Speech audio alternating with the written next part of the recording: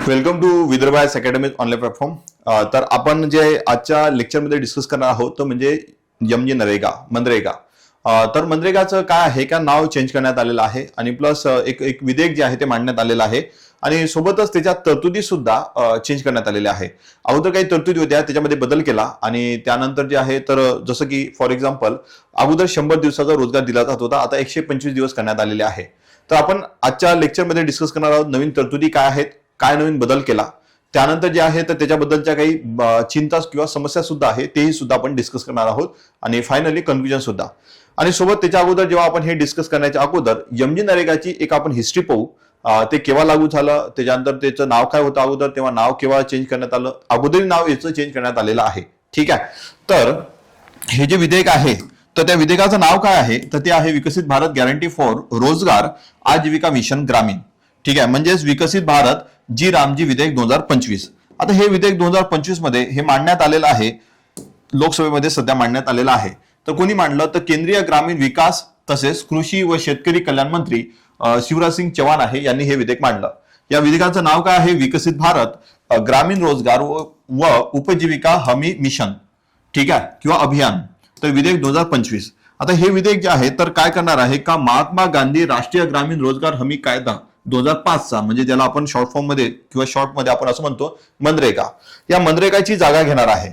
आणि हे जो जेव्हा जागा घेणार आहे तर सर्वात मोठा जो बदल आहे तो म्हणजे मागणी आधारित रोजगाराच्या ऐवजी आता पुरवठा आधारित रोजगार प्रदान केला जाणार. म्हणजेच अगोदर डिमांड ड्रिव्हन रोजगार दिला जात होता किंवा एम्प्लॉयमेंट दिला जात होतं, आता ते शिफ्ट करण्यात आलेलं आहे तर सप्लाय ड्रिव्हन. ठीक आहे, कसं सप्लाय ड्रिव्हन. त्यानंतर याच्यामध्ये अजून एक बदल झालेला आहे तो म्हणजे अगोदर काय होतं बॉटम अप अप्रोच. आता हे सुद्धा शिफ्ट झालेला आहे. जो अप्रोच आहे तो आता कसा झालेला आहे टॉप डाऊन अप्रोच.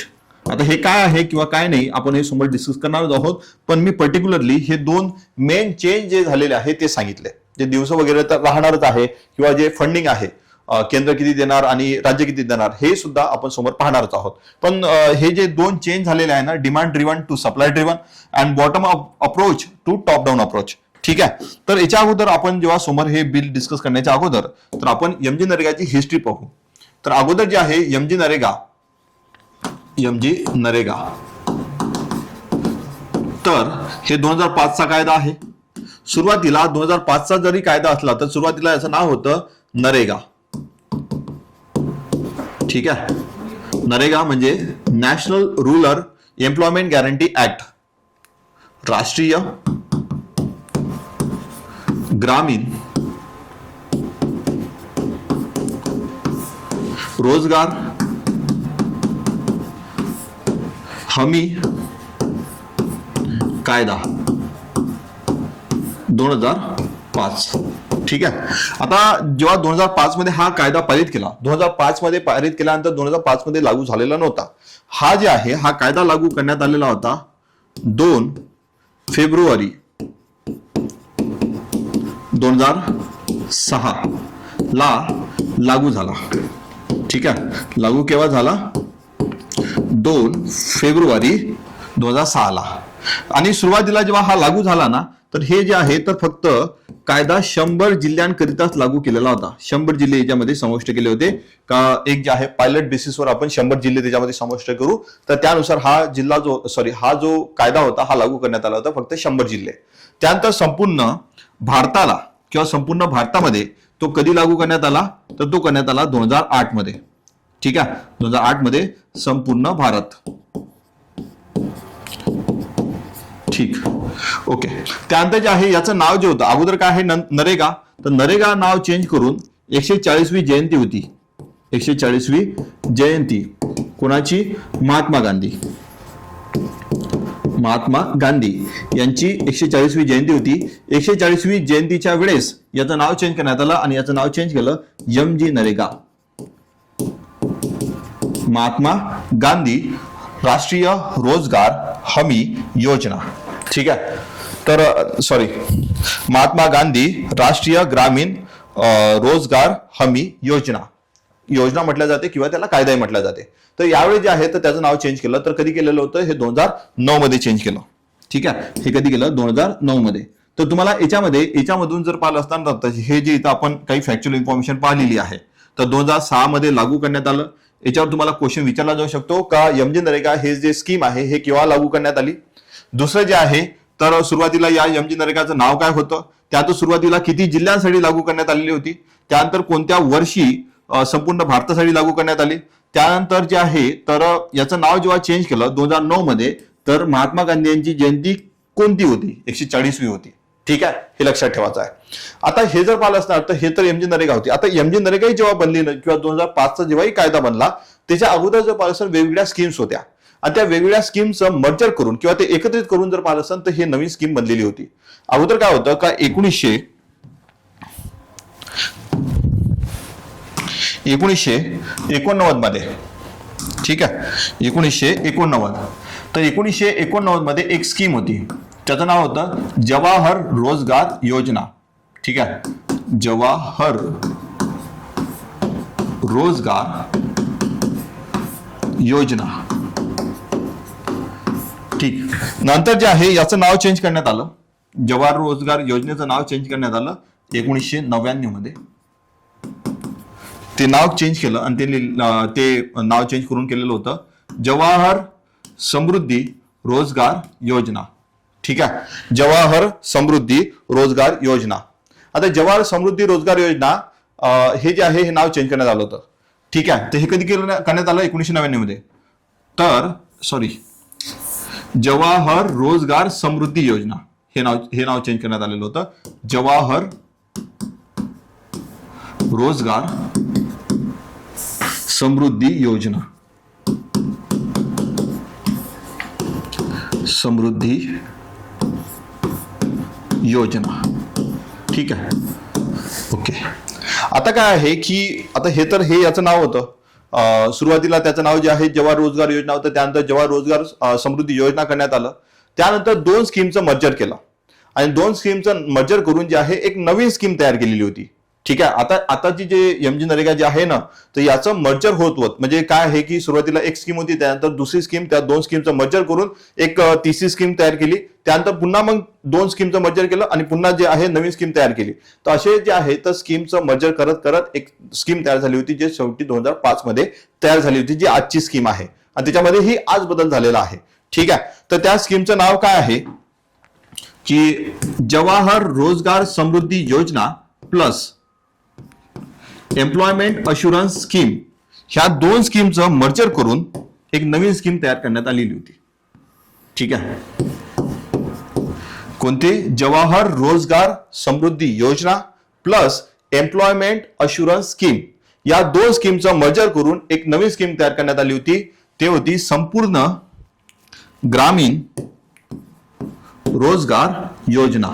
ठीक आहे, संपूर्ण ग्रामीण रोजगार योजना. ठीक आहे, नंतर जे आहे तर आता हे नवीन स्कीम तयार झाली. नवीन स्कीम तयार झाल्यानंतर जे आहे तर पुन्हा 2 स्कीमचं मर्जर केलं. ठीक आहे, नवीन जे आहे तर एक अगोदरची हे स्कीम आणि त्यानंतर मग पुन्हा नवीन स्कीमचं मर्जर केलं आणि नवीन स्कीमचं मर्जर केल्यानंतर जे आहे तर नरेगा जन्माला आलेलं होतं. तर नंतर जे आहे तर एक स्कीम कोणती? संपूर्ण Grameen Rozgar Yojana plus national food for work programme. हे 2 स्कीम मर्ज करून एक नवीन स्कीम तयार करण्यात आली किंवा एक नवीन स्कीम जन्माला आली. त्याचं नाव होतं नरेगा. नरेगा.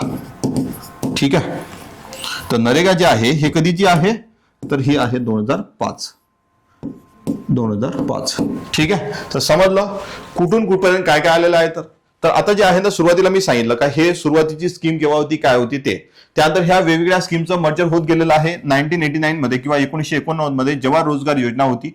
त्यानंतर त्याचं नाव चेंज करण्यात आलं 1999 मध्ये जवाहर रोजगार समृद्धी योजना. त्यानंतर जवाहर रोजगार समृद्धी योजना आणि दुसरी एक योजना एम्प्लॉयमेंट अश्युरन्स स्कीम, या दोन याचा मर्जर करून एक नवीन स्कीम बनली, संपूर्ण ग्रामीण रोजगार योजना. त्यानंतर संपूर्ण ग्रामीण रोजगार योजना आणि प्लस दुसरी national food for work programme, हे दोन मिळून एक नवीन स्कीम बनली, ती होती नरेगा. नरेगाचं तुम्हाला मी सांगितलेलं आहे. तर हे होते राष्ट्रीय ग्रामीण रोजगार हमी कायदा. ठीक आहे. आता याच्यामधून जर पाहिलं असतं तर या कायद्यामधून काय मिळते, तर या कायद्यामधून जे आहे, जे नरेगा आहे, या नरेगामधून काय मिळते, तर नरेगामधून रोजगाराची हमी मिळते. एमजी नरेगा. ठीक आहे. तर याच्यामधून सर्वात महत्वाचं ते म्हणजे तुम्हाला कामाची हमी मिळते. तर कामाची हमी मिळते म्हणजेच काय झालेलं आहे, काम मिळणे हा तुमचा कायदेशीर अधिकार बनला. आता काय होतं का, त्यावेळेस बरेचसे तुम्हाला कायदेशीर अधिकार देण्यात आले, जसं एमजी नरेगा 2005.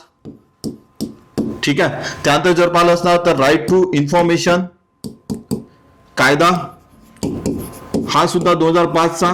याच्यामधून जर पाहिलं असेल तर कोणता तुम्हाला कायदेशीर अधिकार मिळाला, माहिती मिळण्याचा कायदेशीर अधिकार.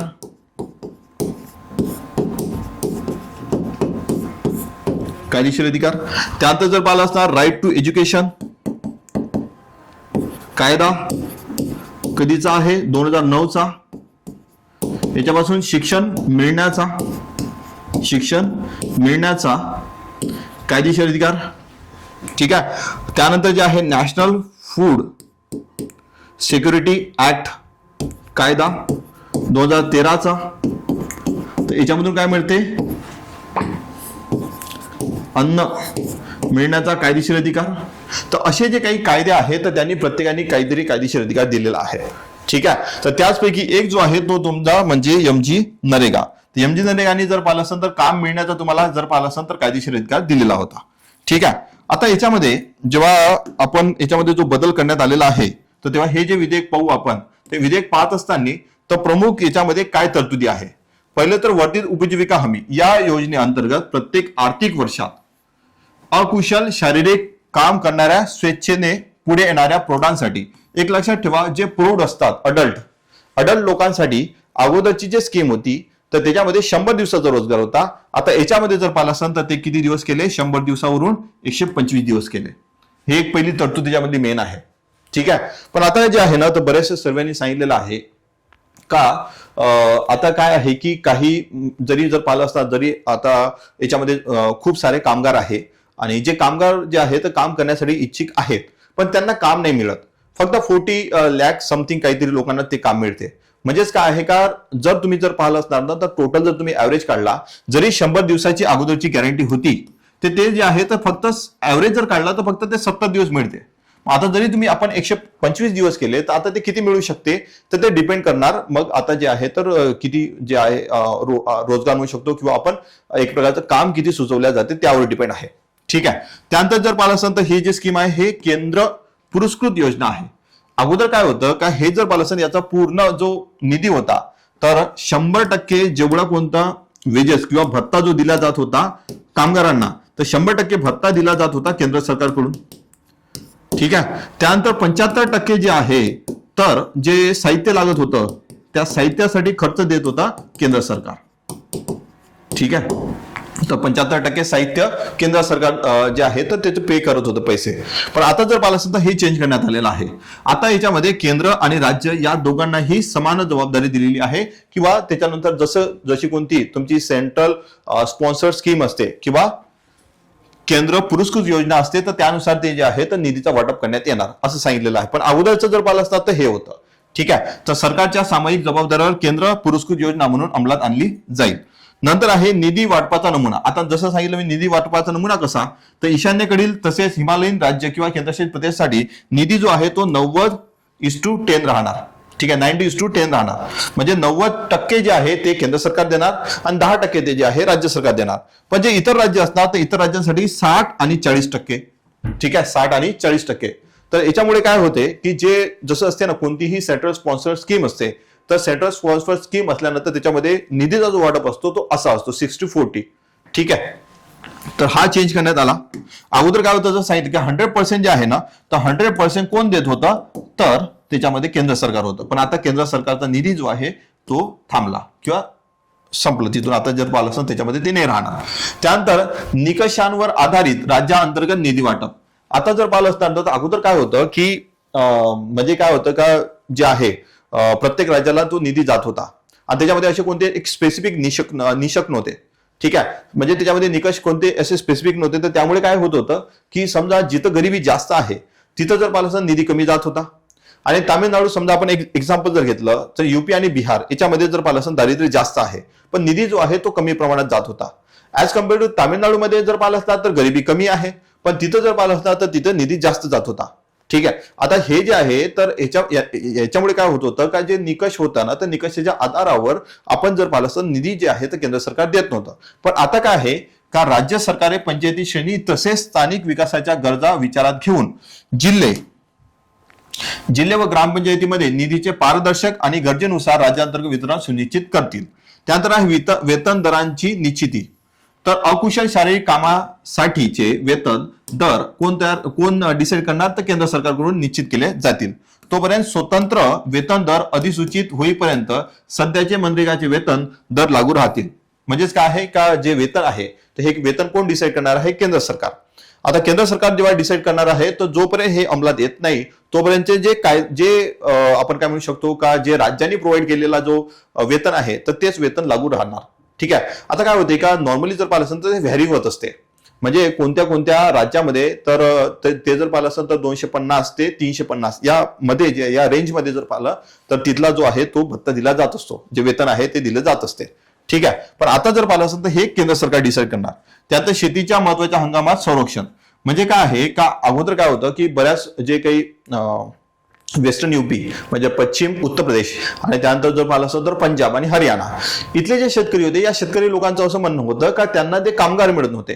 कामगार का नव्हते मिळत? कारण का बरेचसे आता समजा युपी बिहारचे जे लोक होते ते युपी बिहारचे लोक काय करत होते त्यांना गावात रोजगार मिळत होता. मग गावात रोजगार कशा थ्रू मिळत होता? या स्कीम थ्रू एमजी नरेगा. पण यांनी काय केलेलं आहे आता जे नवीन जे विधेयक आलेलं आहे त्याच्यामध्ये अशी तरतूद आहे राज्य सरकारांना आर्थिक वर्षात 60 दिवसांचा कालावधी आगाऊ अधिसूचित करण्याचा अधिकार असेल. या कालावधीत पेरणी व कापणी सारख्या महत्वाच्या शेती हंगामाचा समावेश असेल आणि त्या काळात या विधेयकांतर्गत कामे केली जाणार नाहीत जेणेकरून शेतीसाठी आवश्यक मजूर उपलब्ध राहतील. म्हणजे बरेच लोक जे आहेत तर शेतीसाठी मजूर जे होतं उपलब्ध राहत नव्हतं कारण का त्यांना जे आहे ते एमजी नरेगा थ्रू काम मिळत होतं. तर मग त्यामुळे ते शेतीचं काम कशाला करणार? पण त्याच्यामुळे काय होत होतं त्याचा परिणाम असा होत होता का शेतीसाठी जे होते ते मजूर नव्हतं मिळत. मग शेतीसाठी मजूर न मिळण्यामागचं कारण काय होतं? हे होतं. पण आता काय केलं की 60 दिवसाचा पॉज केला जाणार. म्हणजे 60 दिवसाचा पॉज यासाठी केला जाणार का ज्या वेळेस पेरणी आणि कापणीचा जो हंगाम राहतो ना त्यावेळेस 60 दिवस याच्या थ्रू या स्कीम थ्रू काम मिळणार नाही. ठीक आहे, नेक्स्ट आहे की बेरोजगारी भत्ता. पात्र अर्जदारांना विहित कालावधी रोजगार उपलब्ध न झाल्यास राज्य सरकारांना बेरोजगारी भत्ता देणे बंधनकारक राहील. तर ठीक अगोदर जे आहे ना तर 15 आता समजा तुम्ही काय केलं की तुम्ही रोजगाराची मागणी केली. रोजगाराची मागणी केल्यानंतर जर तुम्हाला 15 दिवसाच्या आतमध्ये जो रोजगार नाही मिळाला तर तुम्हाला बेरोजगारी भत्ता मिळत होता.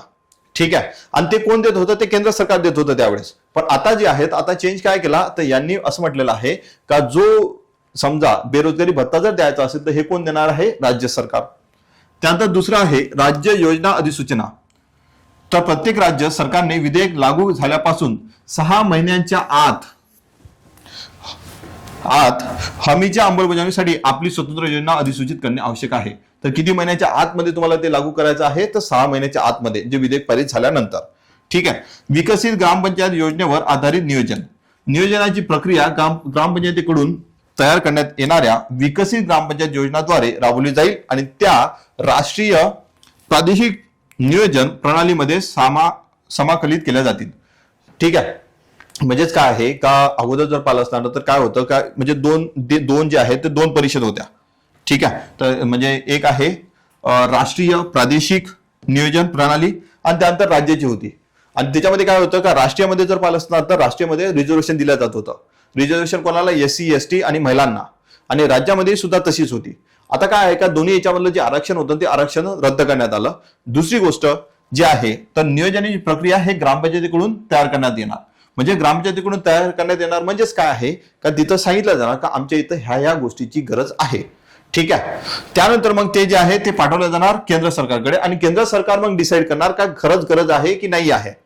एक सर्वात महत्वाची गोष्ट काय आहे म्हणून म्हटलेलं आहे का अगोदर काय होतं, अगोदर होतं बॉटम अप अप्रोच, म्हणजे खालून मागणी झाल्यानंतर जे आहे ते वरती जात होते आणि जेवढ्या मग फाईल क्लिअर झाल्या, तुमच्या इथले जे ऑफिसर्स असतात किंवा अधिकारी असतात ते अधिकारी जेवढ्या लवकर फाईल क्लिअर करणार तेवढ्या लवकर तो फंड येत होता. पण आता काय आहे का आता तुमची मागणी जी आहे ते मागणी जर पाल असणार तर तुम्हाला ते द्यावी लागणार आहे आणि त्यानंतर केंद्र सरकार डिसाईड करणार का तुम्हाला त्याची गरज आहे की नाही. ठीक आहे. त्यानंतर संस्थात्मक देखरेख, कायद्यातील तरतुदीचा आढावा, देखरेख व प्रभावी अंमलबजावणी सुनिश्चित करण्यासाठी केंद्रीय ग्रामीण रोजगार हमी परिषद, केंद्रीय ग्रामीण रोजगार हमी परिषद तसेच राज्य ग्रामीण रोजगार हमी परिषदांची स्थापना करण्यात येईल. ठीक आहे. तर आता जर पाहिलं असणार तर हे जे आहे तर त्याच्यामधलं ते रिझर्वेशन तर ते कॅन्सल केलं आणि त्यानंतर हे दोन नवीन जे आहे तर या परिषदांची काय करण्यात येणार आहे, स्थापना करण्यात येणार आहे. ठीक आहे. आणि या स्थापना करण्यात येणार आहे तर याच्यासाठी जर यांचं काम काय आहे का त्याचं प्रभावी अंमलबजावणी होत आहे की नाही होत आहे, कायद्याच्या तरतुदीचा आढावा घेणे, त्याची देखरेख करणे, प्रभावी अंमलबजावणी होते की नाही होते हे पाहणं कोणाचं काम आहे, या दोन काउन्सिलचं किंवा दोन परिषदांचं काम आहे. ठीक आहे. तर ह्या काही तरतुदी होत्या. त्यानंतर एक सर्वात महत्वाची जे अजून तरतूद जर पाहिलंच ना तर जॉब कार्ड दिलं जाणार. तर जॉब कार्ड जे आहे अगोदर 5 वर्षासाठी व्हॅलिड राहत होतं. ठीक आहे. पण आता जर पाहिलं असेल हे 3 वर्षासाठी व्हॅलिड राहणार आहे. अगोदर जे जॉब कार्ड दिलं जात होतं, प्रत्येकाला जॉब कार्ड दिलं जात होतं, जे याच्यामधून ज्यांना गरज आहे किंवा कामाची गरज आहे तर त्यांना एक जॉब कार्ड दिलं जात होतं. ते 5 वर्षासाठी अगोदर व्हॅलिड राहत होतं. पण आता जे आहे हे 3 वर्षासाठी व्हॅलिड राहणार आहे. त्याची व्हॅलिडिटी कमी केली. त्यानंतर एखादं ट्रान्सजेंडर आहे, दिव्यांग आहे तर यांच्यासाठी एक वेगळ्या प्रकारचं कार्ड बनवण्यात येणार. त्याचं नाव सध्या सांगितलं नाही पण वेगळ्या प्रकारचं कार्ड बनवण्यात येणार आहे. ठीक आहे. त्यानंतर दुसरी अजून गोष्ट, जीपीएसचा सुद्धा याच्यामध्ये वापर केला जाणार, एआयचा सुद्धा वापर केला जाणार. तर अशा काही अजून छोट्या छोट्या गोष्टी आहे तर त्या सर्व गोष्टी जर पाहिलं असणार तर त्या कायद्यामध्ये मेन्शन केलेल्या आहे. पण आपण ज्या प्रमुख आहे ज्याच्यावर आपल्याला क्वेश्चन विचारला जाऊ शकतो तर त्या याच्यामध्ये आपण डिस्कस केलं आहे. मग आता छोट्या म्हणजे जसं की एआयचा वापर, आता काय आहे का कोणतंही एखादं विधेयक आलं किंवा एखादी कोणतीही जर स्कीम आली त्याच्यामध्ये एआय आणि जीपीएस याचा तर उल्लेख राहणारच आहे. जीपीएस याच्यासाठी कारण का जर मागणी केली असणार, मागणी केल्यानंतर सरकारने निधी दिला, सरकारने निधी दिल्यानंतर समजा एखादा रोड कन्स्ट्रक्ट करायचा आहे किंवा एखादा रस्ता बांधायचा आहे, रस्ता निर्माण झालेला आहे की नाही झालेला आहे हे जीपीएस थ्रू आपल्याला माहित पडू शकते. जर तिथं मग त्याच्यामुळे काय होते, एक अगोदर काय होतं की याच्यामधून जर असा भ्रष्टाचार जर होत असेल तर अगोदर काय होतं का 1,000 रुपयाचा फाईन लागला जात होता. पण आता तो जो आहे तो फाईन किती हजार रुपयाचा केला, 10,000 रुपयाचा केला. तर ह्या काही तरतुदी आहे, जो फाईन कितीचा काय आहे ते तुम्हाला मी सर्व सांगून तर दिलेलं आहे. तर पण एक लक्षात ठेवायचं आहे का ह्या मेन तरतुदी तुम्हाला तुमच्या एक्झाम मध्ये कामात येईल. ठीक आहे. नेक्स्ट आहे तर एक जे आहे तर 10 पॉइंटर बॅच आहे मराठी माध्यमसाठी विदर्भ अकॅडमीकडून लॉन्च करण्यात आलेली आहे. तर ही मेन्स ओरिएंटेड बॅच आहे. तर मेन्स ओरिएंटेड बॅच असल्यानंतर याच्यामध्ये काय मिळते, तर सर्वात महत्वाची गोष्ट म्हणजे नोट्स, आणि नोट्स सुद्धा मेन्स ओरिएंटेड, मुख्य परीक्षा अनुरूप. त्यानंतर याच्यामध्ये टीचिंग सुद्धा केली जाणार, शिकवणी. त्यानंतर ब्रेन स्टॉर्मिंग, तर तुम्ही विचार मंथन कसं केलं पाहिजे हे सुद्धा याच्यामध्ये शिकवलं जाणार. त्यानंतर जे आहे लिखाणाचा सराव आणि मूल्यांकन, म्हणजे तुम्हाला क्वेश्चन्स दिले जाणार, क्वेश्चन जे आहे तुमच्याकडून म्हणजे तुमचे पेपर्स घेतले जाणार, ते तुम्हाला चेक करून दिले जाणार. याच्यामध्ये काय लिहायचं होतं काय नाही लिहायचं त्याच्यावर ते तुम्हाला रिमार्क दिलं जाणार. आणि त्यानंतर जे आहे तर ही जी बॅच आहे हे ऑनलाईन बॅच आहे, 20 नोव्हेंबर पासून सुरू झालेली आहे. तुम्हाला जर जॉईन करायचे असेल तर तुम्ही विदर्भ अकॅडमीच्या ऑनलाईन जे आपण म्हणू शकतो की जे ऍप आहे त्या ऍपला जा, तिथं तुम्हाला ते स्कीमच आता सध्या आपण स्कीम डिस्कस करत होतो ते स्कीमच येत आहे. तर तिथं जर पाहिलं असता तिथं जे आहे हे तुम्हाला बॅच मिळणार आणि बॅच जे आहे तुम्हाला परचेस करायची, एकतर तुम्ही तिथून परचेस करू शकता डिरेक्टली, नाहीतर मग अकॅडमीला कॉन्टॅक्ट करा, अकॅडमी तुम्हाला ते जे आहे त्याच्याबद्दल गाईड करणार. ठीक आहे. ओके. नेक्स्ट आहे आता हे जे विधेयक आहे या विधेयकाच्या काही चिंता आहेत किंवा काही समस्या आहेत. तर सर्वात महत्वाची चिंता काय आहे का राज्यावर वाढता आर्थिक भार. आता याच्यामुळे जर पाहिलं मनरेगा अंतर्गत केंद्र सरकार मजुरीचा 100% खर्च आणि सामग्री खर्चाचा 75%, जसं मी सांगितलं 100% आणि 75% हे अगोदर केंद्र सरकार देत होतं, भार उचलते. त्याच्या तुलनेने व्हीबी जी रामजी, ठीक आहे, म्हणजे जे नवीन विधेयक आहे तर याच्यामध्ये सांगितलं 60 ते 40 म्हणजे 60:40 असं केंद्र आणि राज्य निधी वाटप अनिवार्य करण्यात आले आहे. परिणामी अनेक राज्यांसाठी आपला 40% वाटा उभारणे आर्थिकदृष्ट्या आव्हानात्मक ठरू शकते. तर म्हणजे आता पहा, याच्यामधून तुम्हाला एक मेन्स मध्ये क्वेश्चन कसा विचारला जाऊ शकतो. एकतर जे आहे तर या कायद्यामधल्या तरतुदी तुम्हाला प्रमुख तरतुदी लिहा, दुसरी याच्यामधल्या काही समस्या ज्या आहेत त्या लिहा. ठीक आहे, एक सिंपल क्वेश्चन जे जेवढं तुम्ही याच्यावर पाहत आहात ना, याच्यावरचा सेम क्वेश्चन तुम्हाला विचारला जाऊ शकतो आणि सेम तुम्हाला कॉन्टेंट त्याच्यामध्ये लिहायचं आहे. ठीक आहे, एक लागलं तर तुम्हाला वाटलं ना त्याच्यावर मी प्रॅक्टिस क्वेश्चन म्हणून जे आहे तुम्हाला तिथं देऊन देईल. तुम्ही तो प्रॅक्टिस क्वेश्चन लिहा आणि तुम्हाला वाटलं तर अकॅडमीला सेंड करा आणि मी तुम्हाला चेक करून देईल. ठीक आहे, तर असमान अंमलबजावणीचा धोका, राज्याच्या आर्थिक क्षमतेतील फरकामुळे या योजनेची अंमलबजावणी राज्यागणिक असमान राहण्याची शक्यता आहे. यामुळे प्रादेशिक विषमता अधिक तीव्र होण्याचा धोका निर्माण होऊ शकतो. पहा, अगोदर जर पाहिलं जर जे एक ग्रीन रिव्हॉल्युशन झालेलं होतं, हरित क्रांतीचं काय आहे का, हरित क्रांतीमुळे एक प्रादेशिक विषमता तयार झालेली होती. प्रादेशिक विषमता कशी तयार झालेली होती, कारण का पंजाब, हरियाणा आणि वेस्टर्न यूपी म्हणजे पश्चिम उत्तर प्रदेश जे आहे ते, तर या एरियामध्ये या हरित क्रांतीचा खूप मोठ्या प्रमाणात फायदा झाला. पण युपीस मधला दुसरा जो भाग आहे तिथं फायदा झाला नाही. याच्यामुळे काय झालं, प्रादेशिक असमानता तयार झाली आणि ह्या कायद्यामुळे सुद्धा काय होऊ शकते, असमान अंमलबजावणी होऊ शकते. कारण असमान अंमलबजावणी होण्यामागचं कारण काय आहे, कारण एक तर हे तुम्ही काय केलेलं, अगोदर काय होतं, केंद्र सरकारचा निधी दिला जात होता. आता काय झालेलं आहे, राज्य सरकार आणि केंद्र सरकार, आणि एखादा राज्य सरकार असं आहे का आर्थिकदृष्ट्या ते जे राज्य सरकार आहे ते एवढं स्ट्रॉंग नसणार, तर त्यामुळे ते जे आहे तिथं काम होणार नाही. मग काम झालं नाही तर त्यामुळे काय होणार, त्या जे स्कीम आहे त्याची प्रॉपर अंमलबजावणी होणार नाही. अंमलबजावणी झाली नाही तर तिथला जे कोणतं राज्य आहे तर तिथला विकास होणार नाही. कारण का याच्यामध्ये जर पाहिलं असतं तर हे जे स्कीम आलेली आहे ते हे म्हणजे जी आणली होती MG नरेगा, त्याचं सर्वात महत्वाचं जे आपण म्हणू शकतो उद्दिष्ट काय होतं, गरिबी निर्मूलन. आणि गरिबी निर्मूलन कशामधून होऊ शकते किंवा दारिद्र्य निर्मूलन कशामधून होऊ शकते, जर तुम्ही त्यांना रोजगार दिला तर. आणि म्हणून ते जे आहे तर रोजगाराची हमी देण्यात आली होती 100 दिवसांची.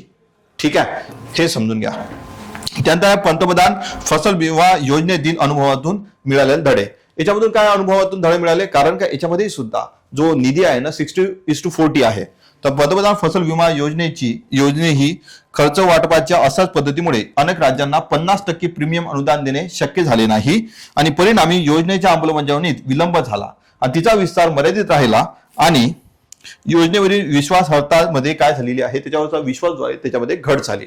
ठीक आहे, हे का घट झाली, कारण का सेम जसं निधी वाटप इथं आहे ना, जसं निधी वाटप म्हणजे फसल विमा योजना होती त्याच्यामध्ये सुद्धा होता आणि त्यामुळे त्याचा जो आहे परिणाम त्याच्यामध्ये तुम्हाला दिसून येतो. पण असं सुद्धा याच्यासोबतही होऊ शकते, हे जे नवीन विधेयक तुम्ही आणलेलं आहे त्याच्यामध्ये. ठीक आहे, तर हे अशी जे आहे तर हे या विधेयकाबद्दलची चिंता आहे. ठीक आहे, त्यानंतर दुसरं काय आहे, मागणी आधारित पद्धतीपासून पुरवठा आधारित पद्धतीकडे संक्रमण झालं. मनरेगामध्ये तळापासून वर जाणारी राज्याकडून मागणी आधारित अंदाजावर आधारित योजना राबवली जात होती. मात्र नव्या विधेयकात वरून खाली येणारी आदर्श पुरवठा आधारित वाटप प्रणाली प्रस्तुत करण्यात आली. म्हणजेच काय सांगितलं ना का, तुमचं जे आहे अगोदर काय होतं बॉटम अप अप्रोच, आता झालेला आहे टॉप डाऊन अप्रोच. हे सुद्धा याच्यामधली चिंता आहे. आणि तुम्ही पहा नीती आयोग कशासाठी तयार केलं, बॉटम अप्रोच साठीच तयार केलं. अगोदरच्या काळामध्ये काय होतं का टॉप डाऊन अप्रोच होता. म्हणजेच काय, केंद्र सरकार किंवा तिथले जे अधिकारी आहेत जे डिसाईड करणार ते तिथं लागू केल्या जाणार, कुठं खाली. पण आता काय होतं का, खालच्या लोकांच्या समस्या काय आहे ह्या सर्व कलेक्ट करून किंवा एकत्रित करून ह्या वरती जाणार आणि त्याच्यानंतर मग जर पाहिलं असता तर याला म्हटलं जात असते बॉटम अप अप्रोच. याने काय होतं, एखाद्या स्कीमची प्रॉपर अंमलबजावणी होते. ठीक आहे, त्यानंतर आहे केंद्राकडून एकतर्फी निकष निर्धारण. या नव्या पद्धतीत निधी वाटपाचे निकष केंद्र सरकारकडून एकतर्फी निश्चित केले जाण्याची शक्यता आहे, ज्यामुळे राज्यांच्या स्थानिक गरजा व परिस्थिती पुरेशा प्रमाणात विचारात घेतल्या जाणार नाहीत अशी चिंता व्यक्त केली जात आहे. निकष डिसाईड करण्याचा अधिकार कोणाला दिला आहे, केंद्र सरकारला. पण केंद्र सरकार एकतर्फी करू शकते. आता याच्यामध्ये मग पुन्हा पॉलिटिक्स येऊ शकते. ज्या राज्यामध्ये एखाद्या पर्टिक्युलर, समजा ज्या केंद्रामध्ये एखाद्या पर्टिक्युलर पक्षाचं सरकार असणार आणि दुसऱ्या राज्यामध्ये दुसऱ्या पर्टिक्युलर पक्षाचं सरकार असणार, तर मग ते जर पाहिलं असतात तर ते निकष डिसाईड करणार आणि त्यानंतर त्यांना निधी कमी मिळणार. निधी कमी मिळाला तर या स्कीमची अंमलबजावणी प्रॉपर होऊ शकत नाही. ठीक आहे, तर हे याच्यामधल्या काही आपण चिंता आहेत पाहिल्या. त्यानंतर जे आहे तर शेवटी निष्कर्ष काय, तर बदलत्या सामाजिक आर्थिक आकांक्षा प्रभावीपणे पूर्ण करण्यासाठी विविध पूरक सरकारी योजनांचा समावेश असलेली एकात्मिक व सर्वसमावेशक ग्रामीण विकासाची राष्ट्रीय चौकट उभारण्यासाठी अधिक मजबूत आणि सुसंगत समन्वय आवश्यक आहे. एक पहा, कधीही तुम्ही जेव्हा निष्कर्ष लिहाल ना, निष्कर्ष लिहित असताना 2-3 शब्दाचा त्याच्यामध्ये उपयोग नेहमी करायचा. एक तर सर्वात महत्वाचं म्हणजे सर्वसमावेशक, त्यानंतर सुसंवाद समन्वय अशा गोष्टीचा त्याच्यामध्ये उल्लेख करायचा. राष्ट्रीय विकासाची प्रक्रिया जशी जशी पुढे सरकते तसे तसे उदंत गरजा तसेच वाढत्या अपेक्षांची सुसंगत राहण्यासाठी ग्रामीण विकास कार्यक्रमांमध्ये वेळोवेळी सुधारणा व पुनर्रचना करणे अपरिहार्य ठरते. म्हणजेच काय आहे याच्यामध्ये असं सांगितलेलं आहे किंवा असं निष्कर्ष याच्यामध्ये तुम्ही लिहू शकता. एक तर सर्वांशी जेवढे कोणते स्टेक होल्डर असतात त्यांच्याशी तुम्ही कॉन्टॅक्ट करा, त्यांच्याशी संवाद साधा आणि एक सर्वसमावेशक आणि एकात्मिक ग्रामीण विकासाची चौकट उभारा. ठीक आहे, चौकट तयार करा. आणि दुसरं याच्यामध्ये असं सांगितलं की आपण एक असं लिहू शकतो का दिवसेंदिवस जसं जसं जेव्हा जग समोर जात आहे तसे तसे नवीन नवीन चॅलेंजेस किंवा आव्हाने येतात आणि त्याच्यानुसार आपल्याला आपल्या स्कीम ज्या आहे किंवा योजना ज्या याच्यामध्ये बदल करण्याची गरज आहे. ठीक आहे, तर त्यामुळे अशा प्रकारचा निष्कर्ष तुम्ही लिहिला पाहिजेत तुमच्या उत्तरामध्ये. ठीक आहे, तर तुम्हाला वाटलं तर याचं एक मी आन्सर तुम्हाला देऊन देईल. आन्सर म्हटल्यापेक्षा तुम्हाला क्वेश्चन देऊन देईल आणि त्याच्यानंतर तुम्ही ते आन्सर लिहा. वाटलं तुम्ही पाठवू शकता आणि त्यानंतर त्याच्यामध्ये मी आपण काय म्हणू शकतो मी चेक करून तुम्हाला देऊन देईल. ठीक आहे, सो आय होप हे सर्व जेवढं काही डिस्कस केलेलं आहे हे सर्व समजलं असणार. दुसरी गोष्ट मी बऱ्याचशा गोष्टी याच्यामध्ये म्हणजे जे पीपीटी आहे त्याच्यामध्ये मेन्शन नव्हत्या गेल्या, पण मी ओरली बोललो. त्यानंतर काही बोर्डवर सुद्धा लिहिलेलं आहे, त्याची हिस्ट्री सुद्धा पाहिली. त्यानंतर त्याच्या ते कशी जे स्कीम जे आहे ते उदयास आलेली होती ते सुद्धा पाहिलं. तर आपण सर्व गोष्टी याच्यामधल्या पाहिलेल्या एमजी नरेगा बद्दलच्या. आय होप तुम्हाला ह्या सर्व गोष्टी समजल्या असतात. Thank you so much.